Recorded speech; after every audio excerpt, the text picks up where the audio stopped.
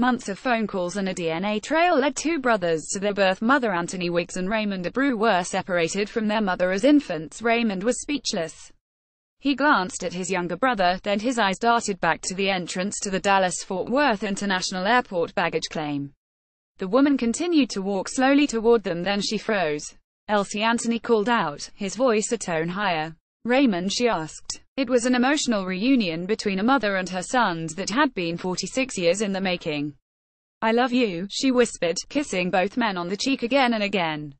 As they hugged their mother, Abreu and Wiggs were surrounded by their children and girlfriends, members of the media, airport employees and curious travelers, each perhaps trying to understand what they had just witnessed. Many months of late-night calls and a DNA test had led to that life-changing moment. Now 64-year-old Elsie Ramirez was finally face-to-face with her sons, Raymond, 47, and Anthony, 46. She hadn't seen them since they were infants. Before the meeting, she had been anxious. "I feel the butterflies, and felt like a new butterfly," she said as she hugged her sons.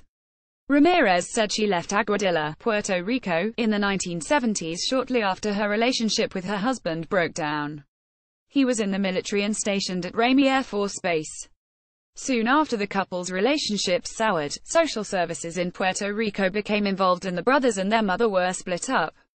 Raymond Abreu, 10 months older than his brother, moved in with his grandparents. Soon after that, his father took him to San Antonio, Texas. Meanwhile, baby Anthony had been adopted by the Wiggs family. Marta Wiggs and her family called the boy Mikey, a nod to his birth name. She fondly recalls the morning in 1971 that her late husband called and told her about a little boy who had been dropped off at the base's social services office and who needed a home. "I think my dad panicked," Anthony Wiggs told CNN. "He didn't know what to do with me and he took me to someone he knew, who happened to be his sergeant in his platoon, who also worked for social services." Marta Wiggs already had an 8-month-old boy and said that at the time she felt that she had everything she needed to raise another baby. She immediately agreed to take on the child. "A couple of hours later, we had Mikey in the house too," she remembered, chuckling. "We were overjoyed." By 1973, the adoption was official and the Wiggs family moved to California.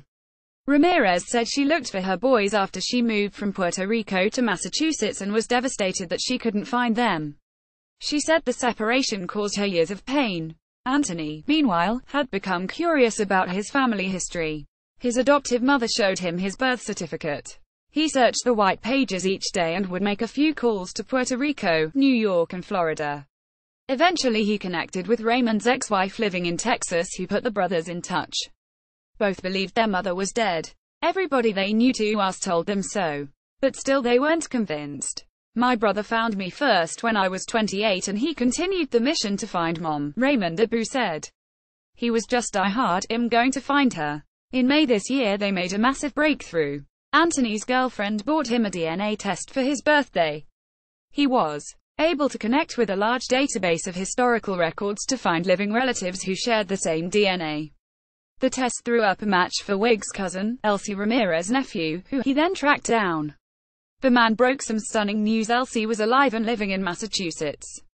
"I got on Facebook and just started typing her name," Anthony Wiggs said. "I ended up on a Facebook page with her best friend." Wiggs got Elsie's cell phone number from her friend and left a voice message. His mother heard his voice on her phone just an hour later. "She was actually at the mall in the restroom," Wiggs said. "There was a lady in there next to her who heard her screaming and crying out of joy." Still in shock, Elsie explained why she was so thrilled to the stranger and then stepped outside to call her son. Anthony had Raymond join the call. Abreu said his mother told them in Spanish, "I always prayed, I always tried to look for you." Then all three cried together. 4 of her 5 Texas grandchildren were at the airport to greet Ramirez when she made her long-awaited arrival recently. They described the experience of being introduced to a new grandma as surreal, exciting and nerve-wracking. Raymond and Anthony also have 7 other half-brothers and sisters, Elsie's other children. "My brother was like, you know what, let's just take it one step at a time," Abreu said. "Let's get Mom here to Dallas. Let's concentrate on her. And next we will concentrate on our siblings. I think we made the right choice. It was too much to handle." After being separated by almost 2,000 miles, they are excited about starting a relationship together, as a family. They spent their weekend hanging out at the pool, cooking, going out to dinner, and relaxing. Nobody could sleep, so they stayed up late chatting. Elsie said she is eager to make up for missed moments and stay as close to her boys as possible. It doesn't matter if we're older now, we're still her babies, Wiggs said as he smiled, receiving another kiss on the cheek from his mom.